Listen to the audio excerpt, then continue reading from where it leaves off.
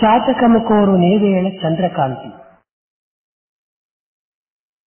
The Chataka bird always desires to have the light of moonlight. తుమ్మెదాశించు పువ్వుల చెమ్మ చేర. A bee always aspires to be near the lotus. రోగి కాంక్షించు నిత్యము రుచిరమందు. A person who is unwell always wants to have sweet, delicious medicine. పత్తివాసుడు వాంఛించు భక్తపరులు. The Lord of Patti always desires to have devotees. ప్రేమ స్వరూపులైన విద్యార్థులారా, అధ్యాపకులారా, students, embodiments of divine love, and the teachers.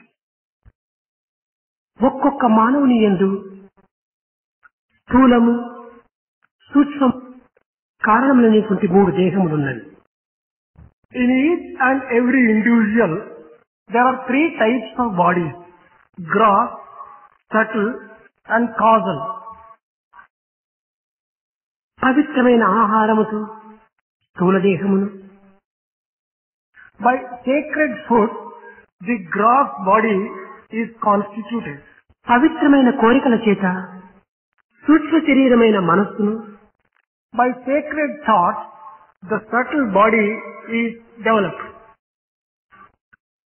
పవిత్రమైన తలంపుల చేత కారణదేహం అనేటువంటి అంతఃకరణను పవిత్రము గావించినప్పుడు, by sacred thoughts again, if the causal body is sanctified,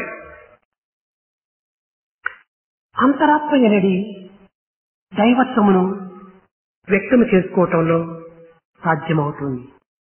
it becomes possible to manifest divinity which is inherent in the man by these 3 sacred things. అప్పుడే మానవుడు పరిపూర్ణుడు కాగలడు. Then only man attains fullness.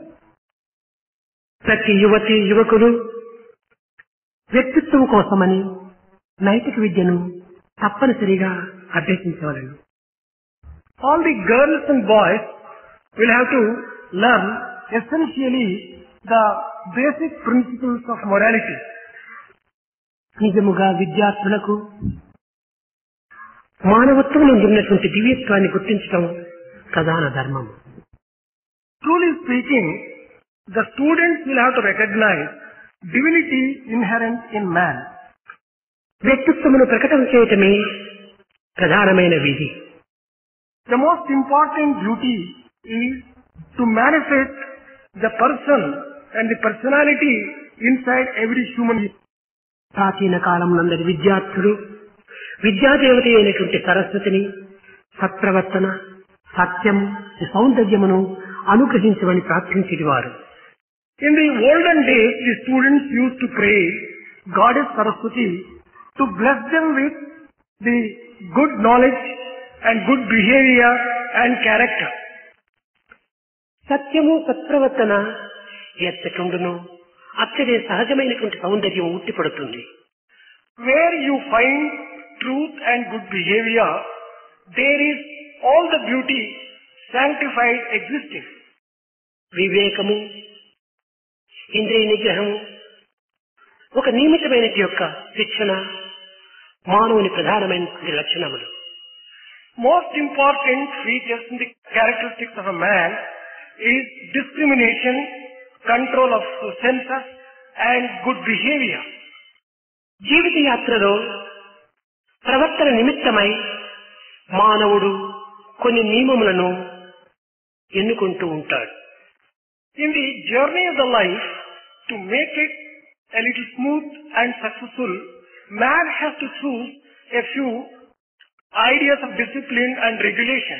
వీటిని నైతిక నిబంధనలు అని కూడాను చెప్పవచ్చు. This may also be described as the principle of morality and the rules and regulations of morality. నైతికమనగా పవిత్రము అని కూడాను చెప్పవచ్చు. If you want to describe morality properly, it could be described also as మిత అనే సంస్కృత పదం నుండి నీతి అనేటువంటి శబ్దము వెలువడింది. the word niti, meaning morality, is derived from the Sanskrit root nita. ఈ నీతి అనగా క్రమమైన మంచి అయిన ప్రవర్తన అని దీని అర్థం. Actual meaning of the word niti or morality is regular, good and proper behavior and life. క్రమముతో కూడినటువంటి మంచి ప్రవర్తనే నీతి యొక్క అంతరార్థం.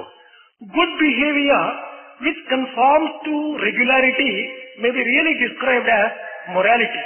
నీతి మానవుని పవిత్రమైన ఉన్నతమైనటువంటి స్థానమునకు కొనిపోయేటువంటి రాజమార్గము. Morality may be described as a royal path which can take man to a highest state. మానవుని యందు లేక సమాజమునందు రాజ్యమునందు వ్యక్తి యందు నీతి ఏనాడు కోల్పోవును ఆనాడు ఆ రాజ్యము ఆ సమాజము ఆ వ్యక్తి కూడాను పతనమైపోతాడు. Be it in an individual or in a society or in a country, that day when all these three entities lose morality, they come to grief and they get destroyed and ruined. కేవలం పతనమవుటే కాక ఎన్నో సంవత్సరం నుంచి ఆర్జించినటువంటి నాగరికత కూడాను పతనమైపోతుంది. Not merely will the individual, the state and the society be ruined by such giving up of morality, all the civilization which one has developed also gets destroyed by such an act. నీతి లేక జాతి చెడును అన్నారు. మానవ జాతికి నీతియే ప్రాణము. For humanity, morality may be described as its very life breath. ప్రాణములకు నీతియే సారము. The very essence of life is morality. జీవితంలో నీతియే సరి అయినటువంటి ఆదర్శము. It is morality again which can be described as the greatest ideal for human life. అట్టి నీతిని ఈనాడు కోల్పోవటం చేతనే మానవ జాతి క్షీణించుతూ ఉన్నది. The humanity and human race is getting degraded these days because they have given up this morality in their life. నీతి లేనివాడు కోతి కంటే పాడు అని. There is a saying which says that a person who does not have morality is worse than a monkey. కారణమేమనగా కోతి అనేక విధముల ఆదర్శాన్ని నిరూపిస్తూ ఉంటుండాలి. What is the reason as to why that proverb has emerged? The reason is that monkey has a tendency to be very funny. ఒకనొక సమయం లోపల Darwin చెప్పాడు, నేను లేక నీవు లేవు అన్నాడు. Once upon a time Darwin proclaimed that without me you don't exist. కానీ ఇది సత్యమో అసత్యమో గుర్తించటం అసాధ్యము. But it is impossible to find out whether this statement is true or not true. కానీ కోతి చెప్పేటువంటి ఇది పరమ సత్యం. But what this monkey has described about its own nature is really true. ఓ మానవుడా, నేను లేక నీవు లేవు అని ఛాలెంజ్ చేసింది కోతి. What has this monkey declared? The monkey has challenged that, oh man, without me you don't exist. నేనే నీ మనస్సు ఆకారం ధరించి ఉన్నాను అండి. It has also declared, well, I exist in you in the form of your mind. నేను తినిపించేది నడిపించేది నేనే. It is I who make you eat, who make you move, who make you act. జగత్తు లోపల మురిపించేది నేనే, దైవాన్ని మరిపించేది నేనే. The monkey again has declared, it is I who make you enjoy the world and who make you forget about God. అందుకోసమనే మానవుని మనసు కోతి అని కూడాను నా పేరు పెట్టుకున్నారు. That is why man's mind may be properly described as monkey and monkey mind. నీకంటే నేను ఉత్తముణ్ణి అనింది. It has declared that I am better than you. నేను రామసేవ చేశాను, మీరు కామసేవ చేస్తున్నారు. It has declared again that I have served Rama, whereas you are serving only Kama, the desire. నేను రామునికి దాసుడు కావటం చేతనే కాముడు నాకు దాసుడయ్యాడు. As I became a servant of Rama, Kama desire became my servant. కాముడు రాక్షసుడు, రాముడు దేవుడు. Kama or desire may be described as demon, but Rama may be described as God. లోకములో చెట్టు, పిట్ట, In the world, you can take two. I think one is a tree and the other is a bird. అనగా కొన్ని విధములైనటువంటి పడవ, పక్షి. That means to say that there are different types of birds. ఉడత, కోతి, మేమందరి కూడాను రామసేవలో పాల్గొన్నాము, రాములకు సహాయం చేశాము. It is the bird, squirrel, monkey, all these things in nature have opted to serve Rama during Rama's days. మానవుడు ఏమి చేశాడు? But what has man done? సీతమ్మను కన్న కష్టములకు గురి చేశాడు మానవుడు. Man has only put Sita to grief. తద్వారా రాములను అవస్థల పాలు కావించాడు. Consequently, man has been also responsible for putting Rama to trouble. దేవుణ్ణే బాధ పెట్టేటువంటి మానవుడు మానవులను బాధింపడా? Man who gives trouble and puts God himself trouble, would he not bother and అట్టి కామదాసుడైనటువంటి మానవుడు రామదాసుడైనటువంటి కోతి కంటే అధికమెట్టవుతాడు. Such a man who is only a slave of desire, how can he be greater than a monkey which is slave of God? ఓ మానవుడా, నాకైనా ఒక్కొక్క సమయంలో స్థిరత్వం ఉన్నది, మీ మానవునికి క్షణమైన స్థిరత్వం లేదు. Monkey says, oh man, at least in some moment I may have some stability and firmness. Whereas you don't have steadiness at all, even for కనుకనే monkey is better than man అన్నారు. That is why it is said, monkey is better than man. కనుక ఇట్టి మానవతమైనటువంటి వాడు కోతి కంటే హీనమనేటువంటి యొక్క సత్యాన్ని చక్కగా నిరూపిస్తూ వచ్చింది.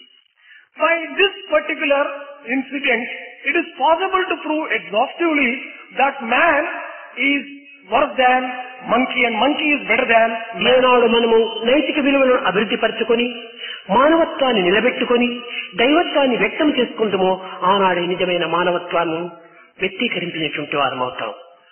Only that day when we practice morality and we conduct ourselves in a decent way and when we manifest God within us, then only we can be rightly called men.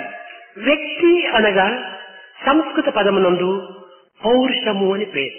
పౌరుష. The word vyakti meaning person, in Sanskrit language it stands for paurusha. పౌరుషం అనగా వ్యక్తి అనగా సామాన్యమైన పదముగా మనం భావిస్తున్నాము. కాదు కాదు. A person is mistaken to be a very ordinary entity or a human being, but this is a wrong thing. It is a mistaken notion. ఇది పౌరుషమైనటువంటి పురుషునికి మాత్రమే ఇది వ్యక్తిత్వమైనటువంటి సార్థకమైన నామము. The Purushatvam or the personality or the person is a real description of humanity, a correct description of a human NITI being. నిజాయితీలతో కూడి ప్రవర్తించినటువంటి యొక్క సత్ప్రవర్తనతో కూడిన మానవత్వానికి ఈ యొక్క వ్యక్తిత్వం అనేటువంటి సార్థక నామం. Only a human being who conforms in his behavior to accepted code of morality may be really described as a person. Only such person can be described as a person. దీనిని ఇంగ్లీష్ పదం లోపల person అని చెప్తూ వచ్చారు. The same thing has been described in the English language as person. ఈ person అనేటువంటి పదము Roman భాష లోపల పర్సోనా అనేటువంటి శబ్దం నుంచి వచ్చినటువంటిది. This English word person is derived from Roman language, from the root word persona. Persona అనగా దైవాంశము అని దీని అర్థం. Persona really means an aspect of God, divinity. గుప్తమై అవ్యక్తమై మానవుని యందు ఉండినటువంటి యొక్క దైవత్వాన్ని ఏ యొక్క వ్యక్తి తనకు వ్యక్తిత్వం చేసుకున్నో అట్టివానికి వ్యక్తి అనేటువంటి సార్థక నామం. That individual may be really described as a person who manifests the hidden divinity, the subtle divinity, the invisible divinity which is within him. ప్రతి మానవుని యందు కూడాను దైవాంశం ఉన్నది. Every every human being has the aspect of divinity. కానీ అందరూ దీనిని వ్యక్తం గావించుకోవటం లేదు. But all the people have not been able to manifest such divinity. అందరూ దీనిని అర్థం చేసుకోవటం లేదు. All the people have not been able to understand this properly. అట్టి అర్థం చేసుకోలేక వ్యక్తం గావించుకోలేనటువంటి మానవునికి వ్యక్తి అని పెట్టుకోవటం ఇది నిరర్థకము. An individual who doesn't understand and manifest such divinity, how can he be described as a person? కనుక ప్రతి మానవుడు కూడాను తన యందు గోప్యముగా గుప్తముగా ఉండినటువంటి యొక్క దివ్యత్వాన్ని ఏ మానవుడు వ్యక్తీకరింప చేసుకును వాడే నిజమైన వ్యక్తి. That person and individual alone can be called a real person and a true person when he manifests divinity which is hidden in him, which is secretly existing in him. It should become open and manifested. Then only he ఇది can be called. కేవలము నీతి నిజాయితీలతోనే మనకు ప్రాప్తిస్తుంది. This is possible only by following the path of morality and integrity. సత్ప్రవర్తన సదాలోచన యొక్క ఆదర్శంతోనే ఇది ప్రకాశిస్తుంది. This can shine only by following the path of good behavior and morality. సత్ప్రవర్తనలు లేక సదాలోచన లేక సచ్చింతన లేక దివ్యత్వమైనటువంటి వ్యక్తిత్వము ఏనాటికి మనకు ప్రకటితం కాదు. Divinity cannot be manifested in every human being without following good behavior, good thoughts and good feelings. ఏకత్వం అనేటువంటి యొక్క నిత్యత్వాన్ని మనం అనుభవించుటకు ప్రయత్నించాలి. We have to enjoy the unity of divinity every day in daily life. ఎట్టిది మన యొక్క సమత్వం. We have to enjoy also the equality and equanimity in us. ఒక గూడులోని గువ్వులము అనేటువంటి భావంగా తీసుకోవాలి. What do you mean by equality in us? We should consider ourselves to be birds in a common nest. ఒక్క తీగలోని పువ్వులము అని చింతించాలి. We must consider ourselves as flowers in a single creeper. ఒక్క తల్లి పిల్లలము అని భావించాలి. We will also feel that we are children of one mother. ఒక్క జాతి పౌరులమని తలంచాలి. We will also consider ourselves to be citizens belonging to one nation and one society. కనుక ఒక్క గూటిలోని గువ్వలము, ఒక్క తీగిలోని పువ్వులము, ఒక్క తల్లిలోని పిల్లలము, ఒక్క జాతిలోని పౌరులము అనేటువంటిది భారతీయుల గౌరవము అని మనం విశ్వసించాలి. We should have firm faith that the faith of the Bharatiyas and Indians is that we must consider ourselves as birds in the same nest, flowers in the same creeper, children of the same mother and citizens of the same society and the nation. కనుకనే సర్వజన హితమే భారతీయుల మతం. Our faith and our religion should be the welfare of everyone. సర్వజన హితం యొక్క వ్రతమే మన యొక్క భారతీయుల సంస్కృతి. Our culture of Bharatiyas is to wish well for everyone in the society ఈ and in సంస్కృతి humanity. యొక్క విలువలను మనం ఏనాడు గుర్తించమో ఆనాడే మానవత్వం కూడా సార్థకం అందుతుంది. Only that day when we recognize these human values and practice them, we would have sanctified ourselves as human beings belonging to one humanity. మనుశాస్త్రం నందు చెడు కార్యములనేటువంటిది పితికిన తక్షణమే పాలిచ్చేటువంటి గోవుడు కాదు అన్నారు. In Manu Shastra it has been said, the moment milk is milked from the cow, it is not going to be curdled. చెడ్డ విషయములు కాని మంచి విషయములు కాని చెడు ప్రవర్తన కాని మంచి ప్రవర్తన కాని భూమిలో నాటిన విత్తనముల వంటివి అన్నారు. It has also been said in that Manu Shastra that be it good thoughts or bad thoughts, good feelings or bad feelings, they are very much like the seeds sown in the earth. భూమిలో నాటిన తక్షణమే అది మొక్కగా రాదు. The moment you sow a seed, it is not going to sprout into a tree. భూమిలో నాటబడినటువంటి యొక్క విత్తనము తన దేహమును ధ్వంసం చేసుకుని తదుపరి మొక్కగా బయలుదేరి తర్వాత వృక్షముగా వచ్చి ఆ తరువాతనే ఫలమును అందిస్తున్నది. If you look at a seed, when you sow a seed in the land, it destroys itself to sprout as a small sapling, and then it grows into tree and then gives fruits to humanity. కనుక మనకు చెడు కార్యములు చేసిన తక్షణమే దీని ఫలితము రాలేదు అని మనము దానిని హాస్యాస్పదము గావించరాదు, అలక్ష్యముగా ఉండరాదు. We should not be indifferent and ridicule the statement that whatever bad deeds are done, you will have to reap the fruits thereof. Because it takes a little time for the bad deeds to fructify and give the కొంత కాలమును consequent fruit. తీసుకుంటుంది. It will take a little time. తదుపరి మంచి చెడ్డల యొక్క ఫలితమును మానవునికి అందిస్తుంది. The results of good deeds or bad deeds, man would be reaping only after the lapse of a little while.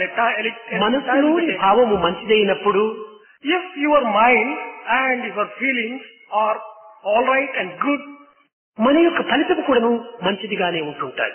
the results and the consequences and the fruits thereof will also be good and sacred.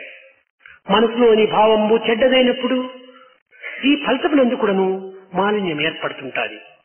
If the feelings in the mind are bad, you will be reaping bad fruits thereof. కనుక మన యొక్క సంకల్పముల యొక్క ప్రతిఫలములే ఈ యొక్క అనుభవించేటువంటి యొక్క సుఖ దుఃఖములు. Be it good or bad, whatever you experience in the form of good or bad is the consequence of bad or good feelings and thoughts.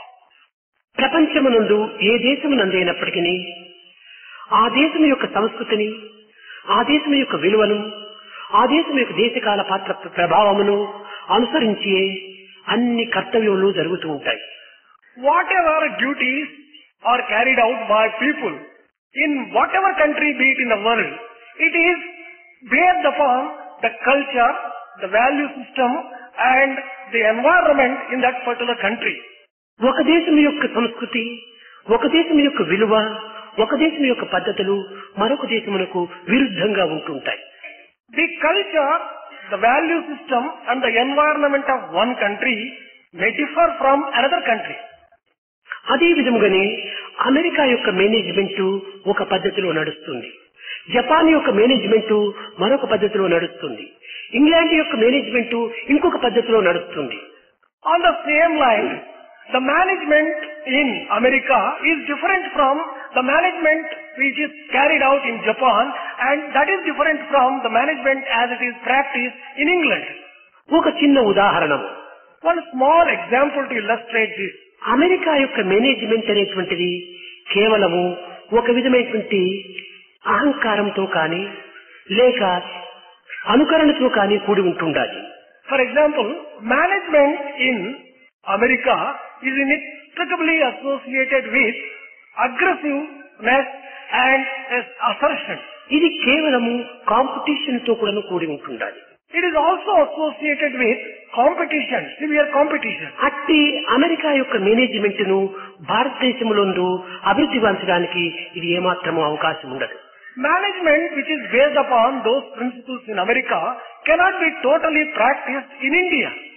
ఆ దేశమునందు వస్తువు యొక్క అధిక ఉత్పత్తిని ఆశిస్తుంటారు. In that country, they always aspire to have more production. అంతే కాదు, It is that ఎక్కువ పదార్థమును అమ్మబడుతూ అందులో ఎక్కువ ధనమును ఆర్జించాలని వాళ్ళ యొక్క ఆశ. their aim is to sell more and make more profit. ఆ దేశం యొక్క సంస్కృతిని లేక మేనేజ్మెంట్ ను బట్టి వర్కర్స్ ను నిర్దాక్షిణ్యంగా శిక్షిస్తుంటారు. In tune with the value system there and the accepted management practices there, ruthlessly they will be punishing if need be. వారికి అవసరమైనప్పుడు వారిని తీసుకోవటము, వారికి అవసరం లేనప్పుడు నిర్దాక్షిణ్యంగా వారిని వెనుక పంపటము, ఇలాంటిది అమెరికా మేనేజ్మెంట్ యొక్క పద్ధతిలో ప్రధానమైనటువంటివి. One of the important defects in the management system in America is to recruit take a person whenever they want and mercilessly send him home whenever they do not want and find him not useful. అక్కడ మానవతా విలువలు అనేటువంటిది శూన్యం. Human values, they కేవలం money వాల్యూని మాత్రమే వారు లక్ష్యం ఉంచుకుంటారు. they keep only money in their reckoning. కనుకనే భారతీయులు అమెరికన్ మేనేజ్మెంట్ ను అనుసరించటం చేతనే కొన్ని విధమైనటువంటి ఫలితాన్ని అందుకోలేకపోతున్నారు. As Indians are practicing management which is practiced in America in toto, we have not been able to achieve the results which we could have achieved. భారతదేశంలో American management పద్ధతిలో ఎక్కువ సక్సెస్ కాలేదు. In India, management systems as practiced in America, when are applied here, they have not become a success. ఇంకా Japan ఉంటుండాలి. Take for example Japan. ఈ Japan యొక్క సంస్కృతిని అనుసరించి వారు కొంతవరకు వర్కర్స్ కు తగినటువంటి స్వాతంత్రం ఇస్తూ ఉంటారు. In Japan, in the management people, they are giving a little amount of freedom for the workers in that country.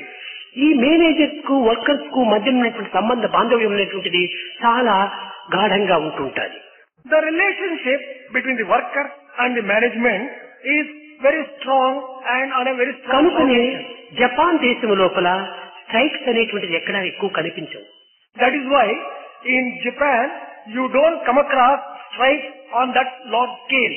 ఇంతేకాక వారు ఎప్పుడో ఒక తూరి స్ట్రైక్ అని అనుకుంటే ఆనాడు ఈ యొక్క వర్క్ షాపును కానీ ఈ ఫ్యాక్టరీని కానీ వారి వదిలిపోరు. ఆనాడు అధికంగా పనిచేస్తారు. ఇది వాళ్ళ పద్ధతి. Another thing is, in case that the workers in Japan want to go on strike, instead of deserting the factories and the workshops, they turn out more work on that particular day when they go on strike. ఇలాంటి సహనభావం ఉండటం చేతనే Japan యొక్క management కొంతవరకు అభివృద్ధి చెందుతూ ఉంటుండాలి. Japan management has been able to achieve success in a significant way because they have been able కేవలం to ఆయా దేశములకు మాత్రమే ఈ విధమైనటువంటి యొక్క ఫలితములు అన్వయమవుతుంటుంటాయి. For different countries, different systems are applicable.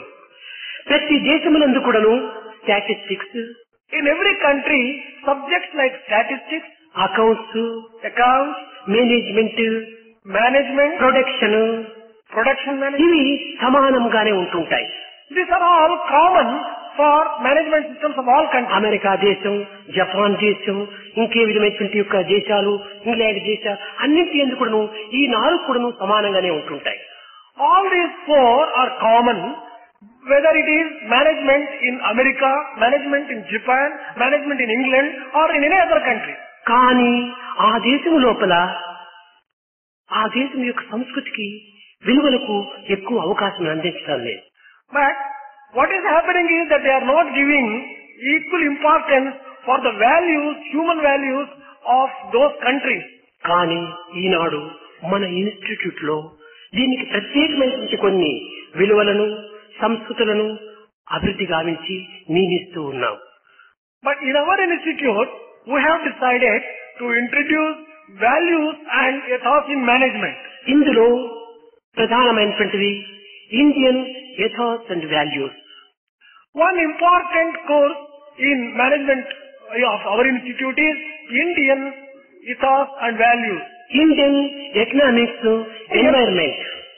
Another important course is Indian economic environment. ఇంతే కాకుండా personal management, It is not merely that, the cultural management, organisation values. organization of values.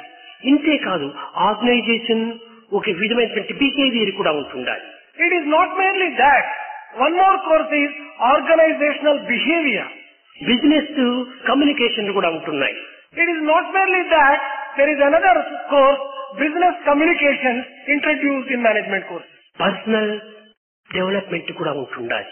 Personnel development and management also is introduced. Human values కూడా ఉంటుండాలి.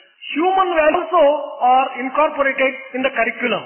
మన యొక్క institute లో వచ్చినటువంటి MBA లోపల ప్రత్యేకంగా ప్రతి సెమిస్టర్ ఎందుకు కూడాను human values, Indian ethos and values ఇవి ప్రత్యేకమైనటువంటి రీతిగా ఉంటుంటాయి. In our MBA program, the institute, we have introduced human values in every semester and it has been given a due importance. ఇంతే కాకుండా కంప్యూటర్ ని ఏ విధంగా వినియోగించాలి అనేటువంటి విధానాన్ని కూడా తెలుపుతుంది.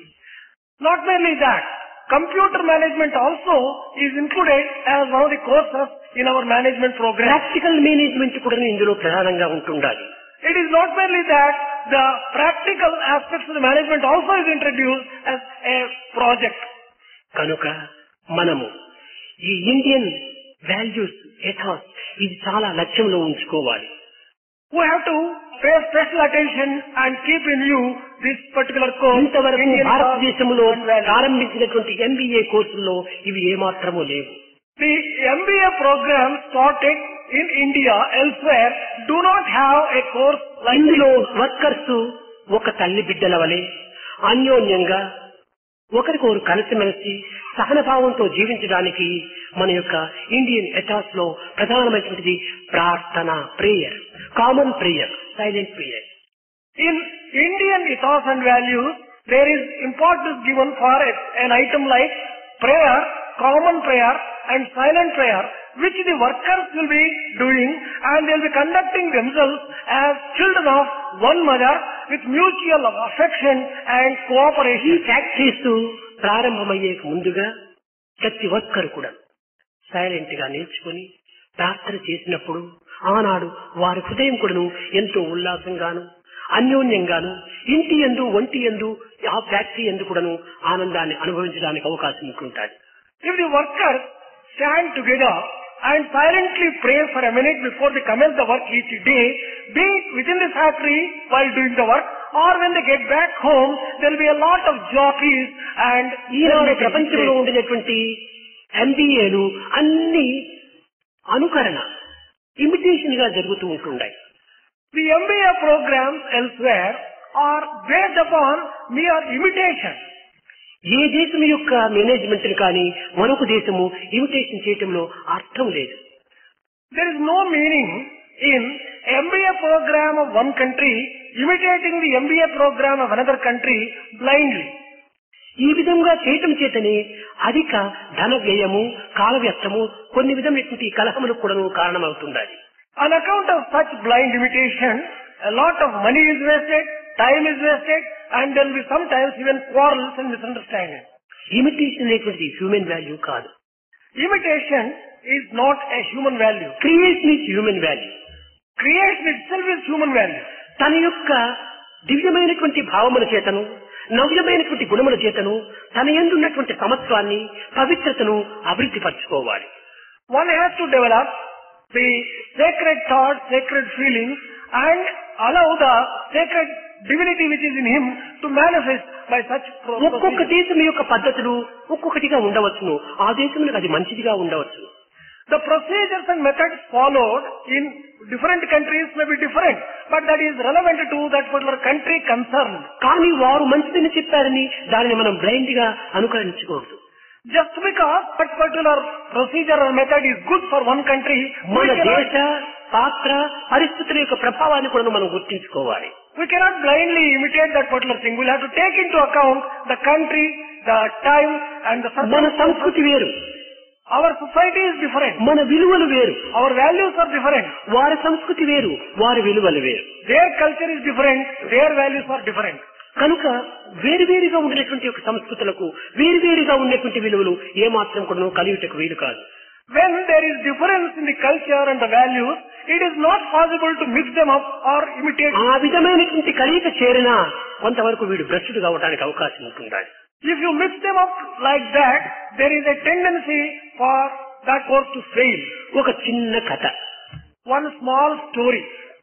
ఒక గ్రామం లోపల మంచి పెద్ద బజారు నందు ఒక పండ్ల అంగడి పెట్టుకొని అతను దానిపైన రాసుకున్నాడు, ఇచ్చట మంచి పండు అమ్మబడును అని రాసుకున్నాడు. In a particular village, there was a street. In the street there was a fruit vendor. He had a shop, and in that there was a board hung. Here you can get good fruits. ఇచ్చట yes. Ichchata is మంచి here. మంచి Manchi, good fruits అమ్మబడును అని చేస్తున్నాడు. goods are sold here. ఈ soul చేస్తున్నామని పెట్టడం అందరూ బోర్డు చూస్తూ వచ్చారు. Number of people began having a look at that particular board.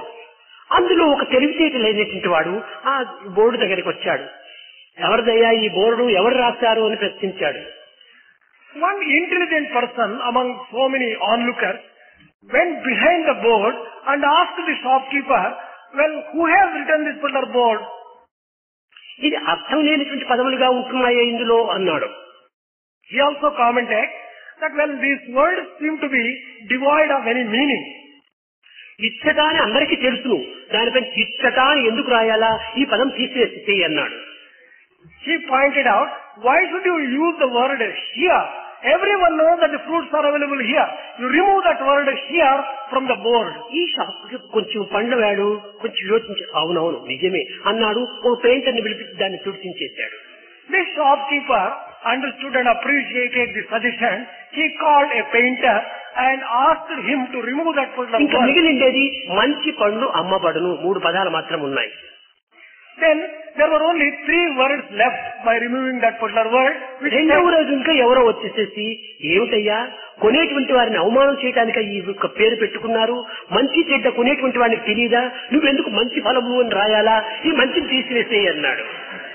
Another person came and asked the shopkeeper and said, well, why do you just have this particular word, good fruits are available here? Do you think that people who are buying do not have that much of sense to buy good fruits? Don't they know that good fruits alone should be purchased? You remove that word, good from... కొనేటువంటి వారికి మంచి చెడ్డ తెలీదా, వారే select చేసుకుంటారు, నీవు మంచి అని ఎందుకు రాయాలా, కాబట్టి కొనేటువంటి వారిని కించిత్ పరుస్తున్నావు, నువ్వు దాన్ని తీసేసేయమన్నాడు. Do not the buyers know that they will have to buy only good fruits? Should you tell them that they will have to buy good fruits? And would it not be a reflection upon their intelligence? No, this is not a proper thing. Please remove the word good from the board. సరే, ఈ పండ్లు అమ్మేటువంటి వాడు యోచన చేసుకున్నాడు, నిజమే అనుకున్నాడు, painter ని పిలిచి ఆ పేరు కూడా తీసేశాడు. He called the painter after being convinced that this is a good suggestion, and he got that word good removed from the board. ఇంకా పండ్లు అమ్మబడులు 2 పదాలు ఉన్నాయి. There were 2 words. పండ్లు అమ్మబడును, ఫ్రూట్స్ ఆర్ సోల్డ్. సరే, 3వ రోజు ఇంకోడు వచ్చాడు, ఏమిటో ఇవి పండ్లని మాకు తెలీదా, ఇంకేం టెంకాయలు అనుకున్నావా వంకాయలు అనుకున్నావా, మాకు పండ్లని తెలుసు కనుక ఈ పండు అని పేరెందుకు పెట్టుకుని దాన్ని తీసేసేయి అన్నాడు. The third day another person came and addressed him and said, well, don't we know that these are the fruits? Should you just put that particular word fruits are sold here? We can make out whether they are brinjals or the coconuts or the fruits. We very well know that these are fruits. Why do you use that word fruits? Remove that word fruits also from the board. ఈ అంగడివాడు చక్క యోచించాడు, సరే పెయింటర్ని పిలిచి దాన్ని తీసేశాడు. The shopkeeper reflected for a minute and was convinced that there is no need for having that word fruits also, and he called the painter, got that word fruits also removed. ఇంకా ఉండేది అమ్మబడును. Then the only word left was are being sold. సరే, ఇంకొకడు వచ్చేసాడు, ఏమిటయ్యా board అమ్ముతున్నారా? When that word అమ్మబడును are sold was there, one person came, ఏమిటి అమ్మబడును, బోర్డు అమ్ముతున్నారా, దేన్ని అమ్ముతున్నారు? what are you selling? Are you selling gold? What are you selling? Please, it is not clear from the board at all. కాబట్టి ఏ అర్థం లేనటువంటి పదం పెట్టుకున్నావే, తీసేసేయి అన్నాడు. He said that merely those words అమ్మబడును are being sold have no meaning at all. Please remove సరే, those words. పెయింటర్ని పిలిచాడు, దాన్ని కూడా తుడిచేయించాడు. He called the painter and got those words also కానీ ఒట్టి removed. బోర్డు ఉంది. Still there was a board there. సరే, 3వ రోజు వచ్చాడు, ఏమిటయ్యా బోర్డు పెట్టుకున్నావు, ఏమీ లేకుండా అందులో ఏ పదము లేదు, ఏం చేస్తున్నారని లేదు, ఈ బోర్డు ఎందుకు అన్నారు. And next day one more person came and just said, well sir, you are having a board, nothing is written on the board, why should you have the board hung there? What is the meaning? దాన్ని కూడా తీసి పక్కన లోపల పెట్టాడు. He removed the board also and kept it aside in the shop. 3వ దినము painter వచ్చాడు. Next day the painter came over there. Sir, ఈ యొక్క పేర్లంతా తుడిచివేసేందుకు బిల్లు ఇంత అయింది అని ఇచ్చాడు. The painter gave a bill indicating how much his charges for removing those words from the board. అప్పుడు ఆ అంగడివాడు అనుకుంటున్నాడట, నేను పిచ్చి పిచ్చిగా వాళ్ళను వీళ్లను అనుసరించడం చేత నా బోర్డు పోయింది, నా పేరు పోయింది, నాకు నష్టము కలిగింది, ఇదా నేను చేసినటువంటి విషయము అని వాడు విచారించాడట. మన ఈనాడు బిజినెస్ మేనేజ్మెంట్ కూడా అట్లే ఉంటుండాలి. ఒక్కొక్క దేశం వాళ్ళు ఒక్కొక్కటి చెప్పడం వల్ల దాన్ని తీసేసి లడాతురికి అన్ని తీసివేసి మన భారతదేశం దివాళించడానికి ప్రయత్నిస్తున్నాం. మన దాన్ని మనం మర్చిపోతున్నాం. మన యొక్క విశ్వాసం పైన మన భారత యొక్క అభివృద్ధిని మనం పరచుకోలేకపోతున్నాం. బయట దాన్ని అనుకరించడం చేతనే ఈ ఇమిటేషన్ వల్లనే మన దేశం అన్ని విధాలా కేవలము ఒక దురవస్థల పాలు చేసుకుంటున్నాం.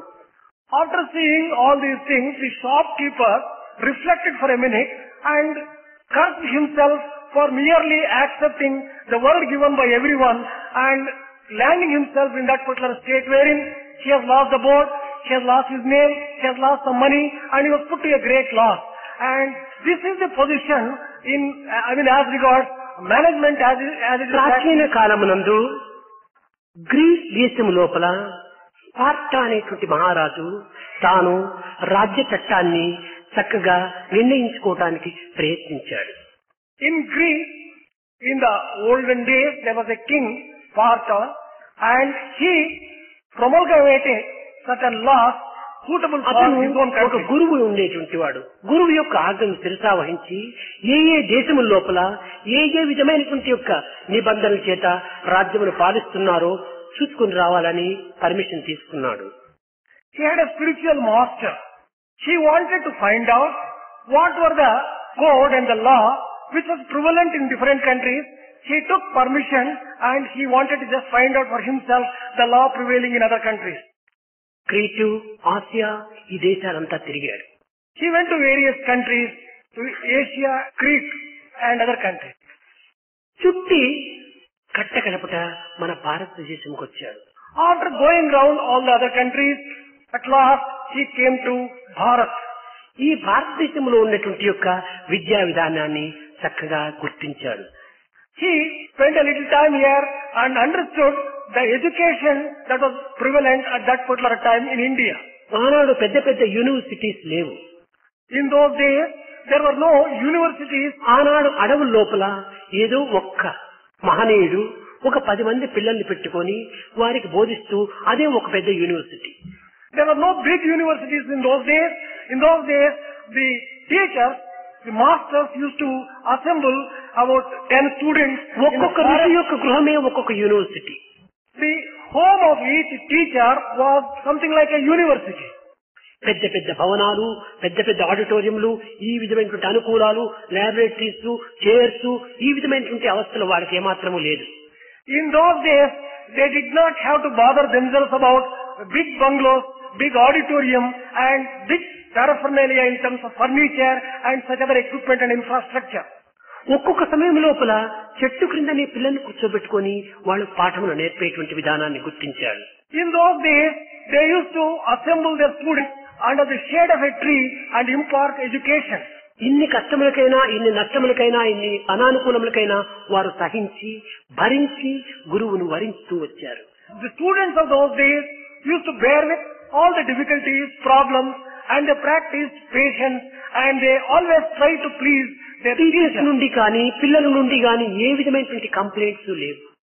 In those days, there was no complaint whatsoever, be it from the students or be it from the teachers. ఈ గురువుల దగ్గర శిష్యులు ఏ విధంగా మెలుగుతున్నారు, శిష్యులను ఏ విధంగా శిక్షిస్తున్నారు గురువులు, ఈ రెండింటినీ చక్కగా గుర్తించారు. That king observed how the students respond to the teacher, and how the teacher teaches the students. కొంతమంది విద్యావంతులను కూడాను తాను ఇంటర్వ్యూస్ గా తీసుకున్నాడు. He also took a few interviews from some educated people. వీరి యందు ఉన్నటువంటి నైతిక విలువను చాలా అర్థం చేసుకున్నాడు. He understood thoroughly the great values which were being practiced. భారతీయుల యొక్క విద్య కేవలము నీతి నిజాయితీతో కూడినటువంటి విద్య అని తాను అర్థం చేసుకున్నాడు. Education in India was closely associated and based upon morality and integrity. This particular fact he thoroughly understood. ఇందులో కొన్ని విధమైనటువంటి వేదాంత గ్రంథాలను కూడా తాను పఠించాడు. He also read a few scriptures like Vedanta. ఉపనిషత్తునందు సత్యమే విజయాన్ని సాధిస్తుంది అని ఉంది. In Upanishad, it has been pronounced and declared that truth always triumphs. Bhagavad Gita యందు సత్యం నాస్తి పరో ధర్మ, సర్వధర్మములు కూడాను సత్యమే ఒక పునాది అని నిర్ణయించుకున్నాడు. In Bhagavad Gita also it is stated that truth is the very basis for all the other dharmas. సత్యవంతుడు మాత్రమే ఈ జగత్తును ఉన్నత స్థితికి తేగలడు అనేటువంటి యొక్క దీనిని బైబిల్లో చూచాడు. He also saw in the Bible a statement to the effect that a person who practices truth alone can develop a country. మాట, పని రెండింటి యొక్క చేరిక చేతనే మానవుడు దివ్యమైనటువంటి యొక్క తత్వాన్ని అనుభవిస్తాడు. సత్యమైన మాట చేత, సత్ప్రవర్తన చేత నిజమైనటువంటి మానవుడు కాగలడు అనేటువంటి యొక్క సత్యాన్ని ఖురాన్ లో చూచాడు. In Quran, he found out that only that person who utters truth, always who tells truth, and who conducts himself in a good way, in a moral స్త్రీ way, కాని alone will పురుషుడు be- కాని కర్మ విశ్వాసమును అభివృద్ధి పరచుకోవాలి. whoever he be, he has to develop faith in good action. కర్మనే నా కర్తవ్యం అనేటువంటి యొక్క విశ్వాసాన్ని బలపరచుకోవాలి. He has to develop also strong faith in good action. కనుక కర్మను కర్తవ్యంగా భావించినటువంటి వాడే మానవుడు అనేటువంటిది బుద్ధిస్ట్ దీంట్లో చూచాడు. He found out from Buddhism that only that person who carries on his work as a part of his duty, he alone ఈ is అన్నింటి a true యందు man. ఉండినటువంటి యొక్క సమన్వయాన్ని తాను గుర్తించడానికి ప్రయత్నించాడు. He was able to bring about harmony and harmonize all these things which are found in different. కనుక భారతీయుల యొక్క నీతి నిజాయితీలోనే సర్వమత సమన్వయము ఇమిడి ఉంటున్నదని తాను అర్థం చేసుకున్నాడు. He also found out and understood very clearly that in India we practice unity of all religions. కనుక భారతీయుల యొక్క మొరాలిటీ అనగా నైతిక విలువను మనము ఈ గ్రీస్ లోపల ప్రారంభించాలి అని చెప్పి ప్రయత్నం చేశాడు. He also took upon himself, took a resolution that he should practice those moral values which are being practiced in India. He wanted to practice them in Greece. కనుక గ్రీస్ వాళ్ళు చాలా వరకు భారతదేశం దీనిని ఎంతనో అభివృద్ధి పెంచడానికి వారు అనుకరించడానికి చాలా ప్రయత్నిస్తూ వచ్చారు.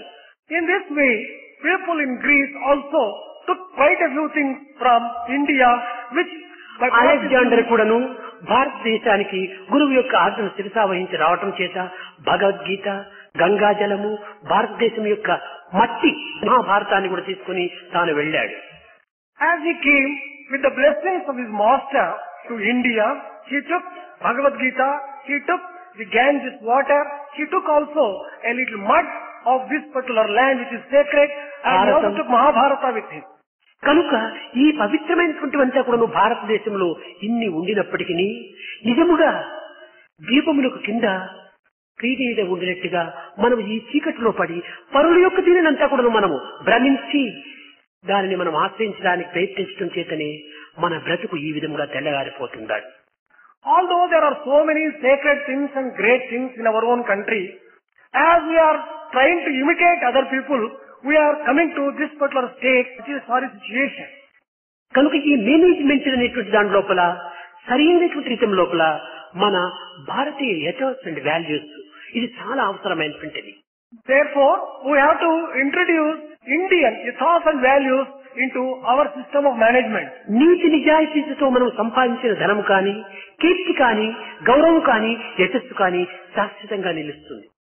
Whatever name, whatever money, whatever wealth, whatever fame which we earn, following the principles of morality and integrity are going to be lasting and permanent. అవినీతి మార్గములో, అసత్య మార్గములో, అక్రమ మార్గములో సంపాదిస్తున్నారు ధనము. కానీ అది నాటికి ఇది సత్య మార్గాన్ని నిరూపించలేదు, అది సుఖశాంతిని అనుభవింపలేదు, ఇది గౌరవ మర్యాదలకు అందించలేదు. Money which is earned by following an immoral way, a wrong way and defective way, it is not going to put you on the right path and lead you on to the goal, be it now or in future. Eenadu business communication ఎక్కువగా ఉంటుండాలి. Today we have very effective business communication. ఈ communication అనేటువంటిది ఎంతవరకు అంతవరకు ఉండాలి, కానీ మితిమీరిపోవటం చేతనే దేశం మరింత స్థితిగతులను కోల్పోతుండాలి. Even these communications should be always within certain reasonable limits. If it exceeds the limits, it is going to bring harm to the nation. చిన్న ఒక ఉదాహరణము, One small example for this. ఈనాడు ఈ కమ్యూనికేషన్ అనేటువంటిది చాలా ఉండటం చేత మన బెంగళూరులో ఏదో ఒక చిన్న అల్లరి జరిగిందనుకోండి, ఒక students అల్లరా, On account of the highly developed communications, some trouble brew in Bangalore among the ఆ students. ఒక ఫ్యాక్టరీ లోపల ఏదో ఒక స్ట్రైక్ జరిగింది. In a particular factory, there was a strike. ఈ కమ్యూనికేషన్ అంతా కూడా అధికంగా ఉండటం చేత నెక్స్ట్ మినిట్ ఢిల్లీ, కలకత్తా, ఆగ్రా, పంజాబ్, హర్యానా, చండీగఢ్ అన్నిటికీ చేసుకుంది. On account of highly developed communication system, the workers passed on about the strike to all other distant places like Bombay, Delhi, Haryana. ఒక్క దినము లోపలనే ప్రపంచమంతా కూడా అల్లర్లు ప్రారంభమైపోయి.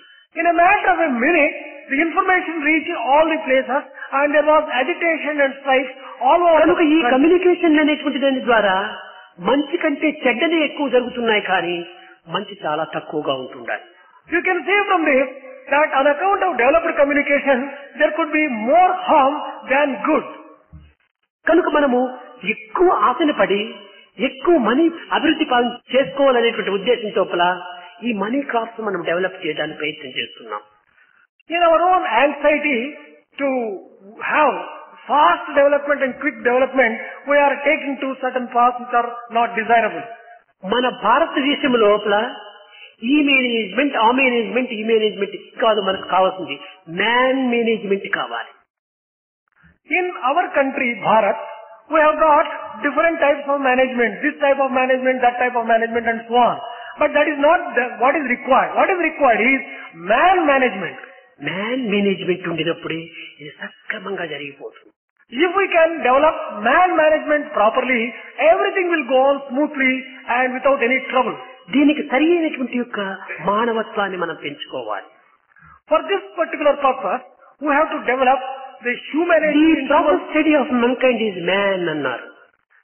In this context, we may remind ourselves this particular statement that a proper study of mankind is man. It is ఏమిటి proper study? What do you mean by proper study? Thoughts, words, action, మనసు, మాట, పని ఒక్కటి కావాలి. There should be a unity and harmony between thought, word and deed. ఇది మానవుని యొక్క ప్రధానమైనటువంటి గుణం. This is the most important human value. ఈనాడు మానవుడు ఆశించవలసినది ఇది.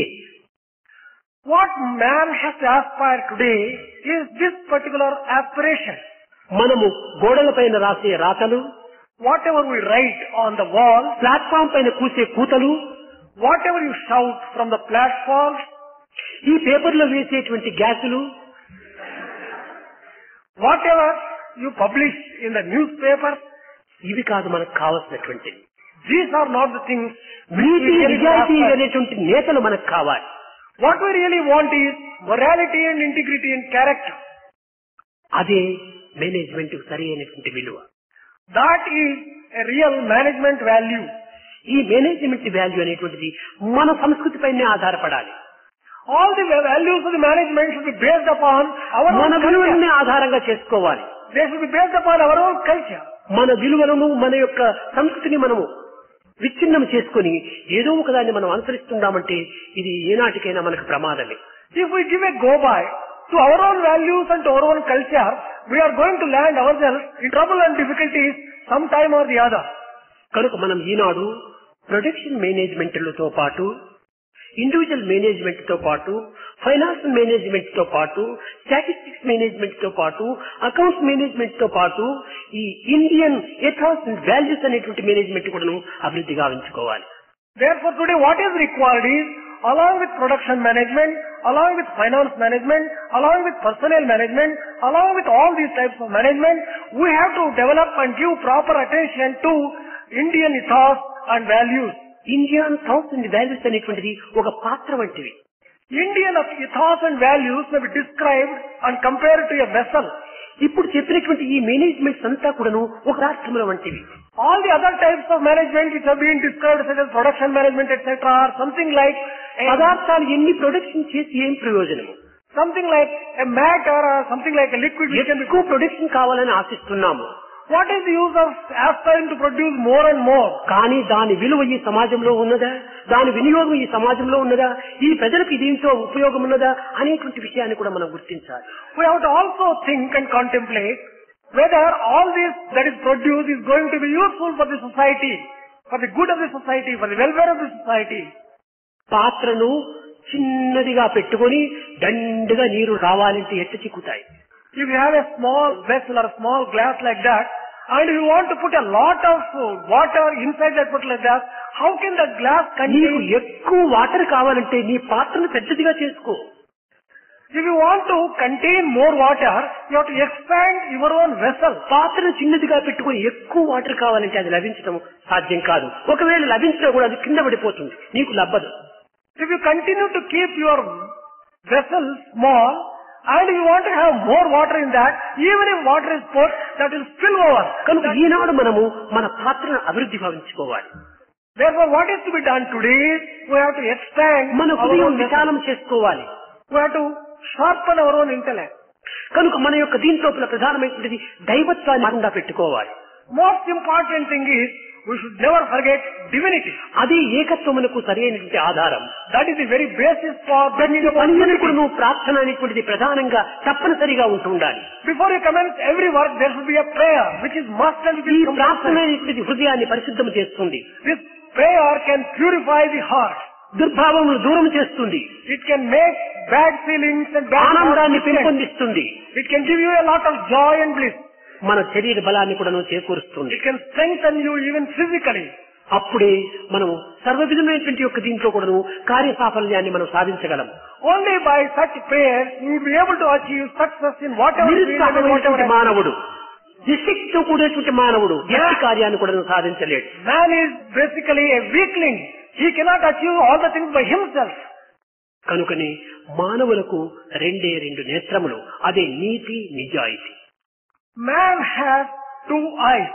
One is morality and the other is integrity. ఈ రెండింటిని ఏకం చెయ్యాలి. You have to make these two, unify the ఈ look. వైపున ఒక కన్ను, ఈ వైపున ఒక కన్ను చూస్తుందా? లేదు, రెండు కన్నులు చేరి ఒక వస్తువును చూస్తున్నాయి. You should have a binocular view, not a fragmented and a view which is conflicting with other and fragmenting the object which you see. కనుక నైతిక మార్గము ఉండినంత మాత్రమున ప్రయోజనం లేదు. By merely having moral way may not be useful. నైతికముతో పాటు ఆధ్యాత్మికం కూడా కూడాలి.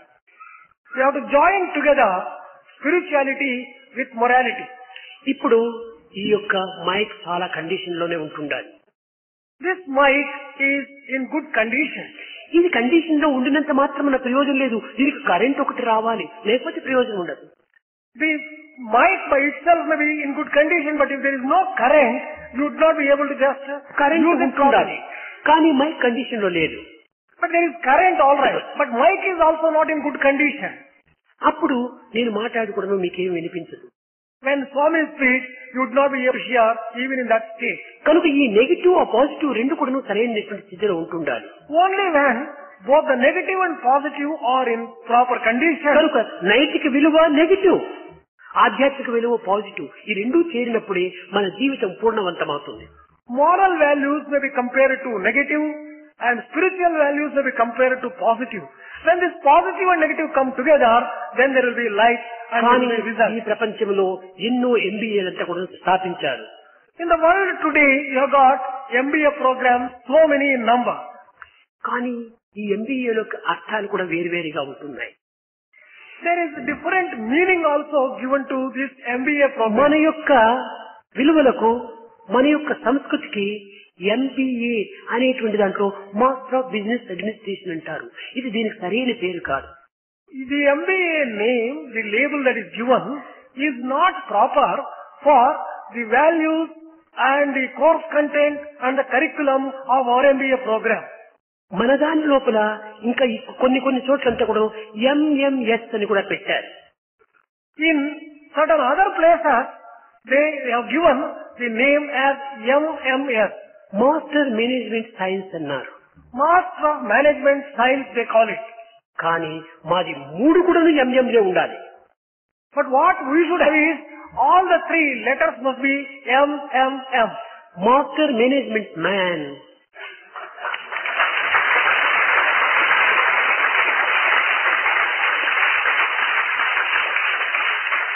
We should have Master Management Man. ఇది సరి అయినటువంటిదిగా ఉంటాయి. అప్పుడే ఈ జగత్తులో ఏ విధమైనటువంటి యొక్క వ్యాపారం జరిగినప్పటికీ, ఏ విధమైనటువంటి యొక్క వస్తువులు ఉత్పత్తి జరగవలసినప్పటికీ మనము సిన్సియర్ గా, హృదయపూర్వకంగా, విశాలమైన హృదయంతో, నీతి నిజాయితీలతో దీన్ని అభివృద్ధి గావించి భారతదేశం యొక్క కీర్తిని జగత్ వ్యాప్తి గావించి ఈ యొక్క విద్యార్థులు వాళ్ళు సమాజములకు తగినటువంటి ఉపకారం గావించాలని నేను ఆశిస్తూ నేను నా యొక్క ప్రసంగాన్ని విరమిస్తున్నాను.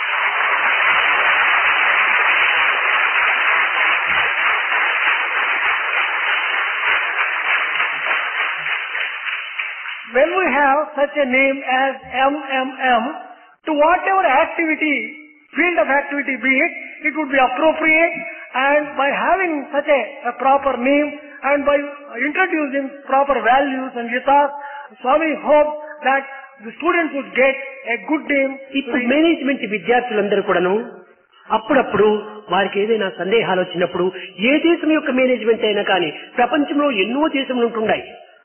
కానీ ఆ దేశములు అనేటువంటి ఒకటి రెండు కాదు, కొన్ని వేల దేశములంతా ఉన్నాయి, చిన్నవి పెద్దవి అంతా చేస్తే. ఇందులో ప్రధానమైనటువంటి 200 దేశాలు ఉన్నాయి. ఈ దేశముల యొక్క ఏ మేనేజ్మెంట్ అయినా కానీ నన్ను అడగండి, నేను చెప్తుంటాను.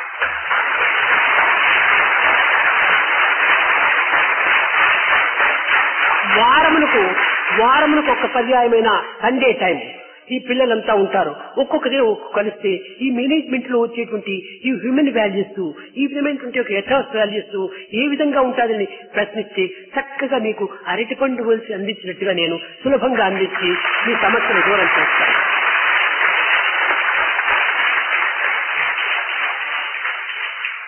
There are management programs all over the world. If you take small countries, there are thousands of them. If you take sizable countries, there are 200 of them. MBA programs are practiced in all 200 countries. But if you really want to understand what management program is as practiced in these 200 countries, the students of MBA program of our institute should ask Swami about the details. Swami will personally explain all those things in a very clear, easy and simple, lucid way. మీరు అనుకోవచ్చును, స్వామికి management విషయాలు అయితే తెలుస్తుంది, ఒక ఆధ్యాత్మిక కదా అనుకోని. ఒక్కటి కాదు, అవేర్నెస్ ఈ స్థాయి.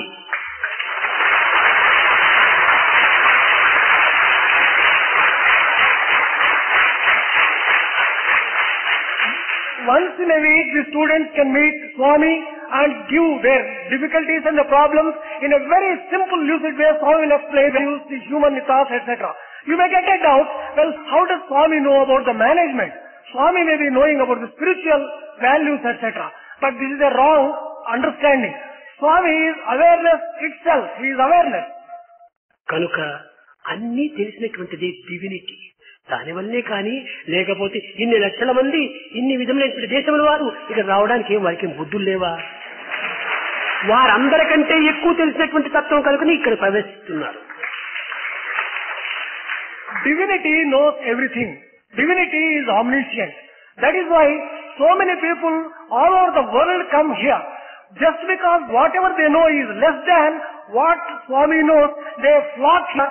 నైతిక, భౌతిక, ధార్మిక, ఆధ్యాత్మిక, వైజ్ఞానిక, లౌకిక అన్నింటి ఎందుకును సరైనటువంటి యొక్క సిస్టమ్ ను మనం అభివృద్ధి పరచుకోవాలి. We have to develop proper systems in various fields, be it in the field of the morality, be it in the field of the actual world, the scientific world and technological world. All the aspects we should develop. మానవత్వం ఎప్పుడు కూడా balance పైన ఆధారపడి ఉంటుండాలి. Humanity is entirely based always ఆ balance ఉండినప్పుడే వీడు perfect man.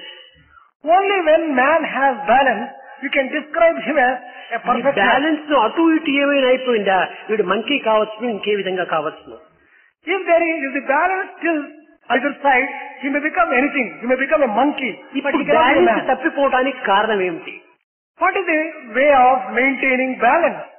చాలా నాలెడ్జ్ కావలసినంత ఉంటుండాలి పిల్లల్లో. Students have plenty of knowledge. Knowledge తక్కువ లేదు. There is no depth of కానీ knowledge. వాళ్ళలో ఈ balance లేకపోతుండాలి. But in spite of so much of knowledge, the students do not seem to have balance. ఈ బ్యాలెన్స్ ఎప్పుడు చక్కగా ఉండడానికి వీలవుతుంది? When can you have a proper balance? మన knowledge ని స్కిల్ చేస్తే బ్యాలెన్స్ సరిగా ఉంటుంది.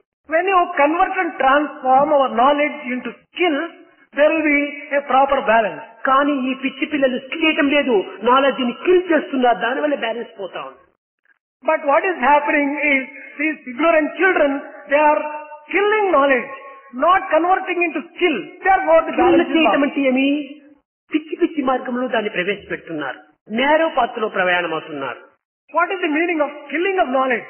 It is channelizing into narrow path, selfish path. కేవలం స్వార్థమైనటువంటి స్వప్రయోజనం కోసమని ఈ నాలెడ్జ్ ని ఉపయోగపెడుతున్నారు. They are making use of the knowledge for selfishness, selfish purposes, selfishness. విశాలమైనటువంటి దేశము కోసమని, విశాలమైనటువంటి యొక్క సమాజం కోసమని ఈ నాలెడ్జ్ ని ఉపయోగపెట్టినప్పుడు ఇది చక్కని బ్యాలెన్స్ గా ఉంటుంటారు. If you can use the same knowledge for the larger interest of society and the greater interest of the nation, then knowledge becomes ఈ నేను నాది అనేటువంటి యొక్క అభిమానములు క్రమక్రమేణా కొంచెం తగ్గించుకొని మనది మనవారు అనేటువంటిదిగా మనం అభివృద్ధి పరచుకోవాలి. You have to gradually reduce the feeling of I and mine. You have to develop gradually ours and we. మన మానవత్వము ఐలో స్టార్ట్ చేసి వీలో ఎండ్ కావాలి. Our human nature may commence from I, but it has to end in we. కానీ ఎంతవరకు I I I I అనే పోతుంటుంటే ఇంక ఎక్కడొస్తుంది I కూడా పోతుంది. ఇది మనకు ఊ అనేటువంటి లేకపోతే జీవితం వ్యర్థమైపోతుంది. But if for a long time and endlessly if you go on concentrating only on I, you may lose your physical I also and end up in utter destruction and ruin. కనుక అందరూ ఒక్కటి అనేటువంటి ఒక సమత్వాన్ని మనం పెంచుకోవాలి. You should develop a sense of equality and unity among yourselves. ఇదే సమ సమాజము నవ సమాజము అని అనిపించుకుంటుంది. So that alone can make us feel that we are in a society of equals and a new society. నవ సమాజం అని అంటున్నారు, ఒకరికొకరు కొట్టుకుంటున్నారు. We are describing ourselves as a new society, but సమ సమాజం అని అనుకుంటున్నారు, ఒకరికొకరు చంపుకుంటున్నారు. We are telling that we belong to a society of equals and indulging in mutual killing. ఈ కొట్టుకోవటం చంపుకోవటం సమ సమాజం అవుతుందా? కానే కాదు. Indulging in such kind of quarrels and killings, can it rightly describe? ఒకరినొకరు రక్షించుకోవాలి, ఒకరికొకరు సహాయంగా ఉండాలి, ఒకరికొకరు సానుభూతిని చూపాలి. ఇది నిజమైన సమ సమాజం.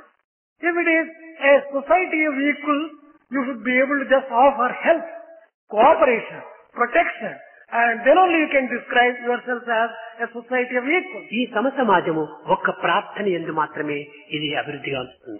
You can develop such a society only through proper prayer. భజన బినా సుఖ శాంతి నహీ,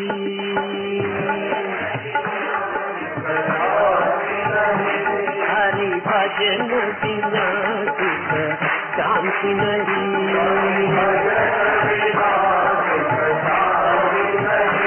హరి నామ బినా ఆనంద నహీ, హరి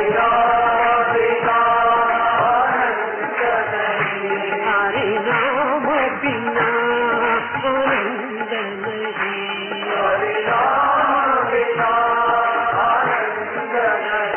ప్రేమ భక్తి బినా ఉద్ధార నహీ,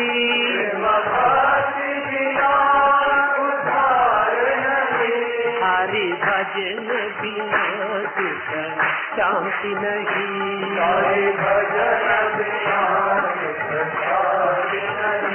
జప ధ్యాన బినా సం యోగ నహీ, జప ధ్యాన బినా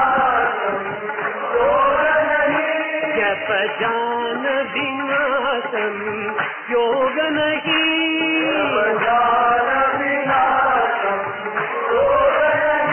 ప్రభు దర్శ బినా ప్రజ్ఞాన నహీ,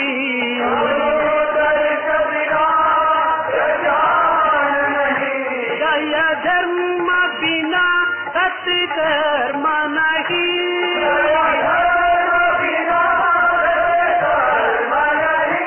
భగవాన్ బినా కోయి అపున నహీ,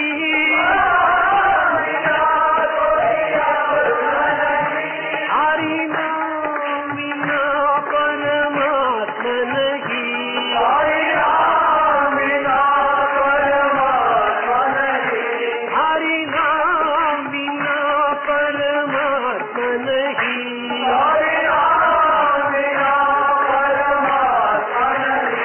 హరి భజన బినా సుఖ శాంతి నహీ,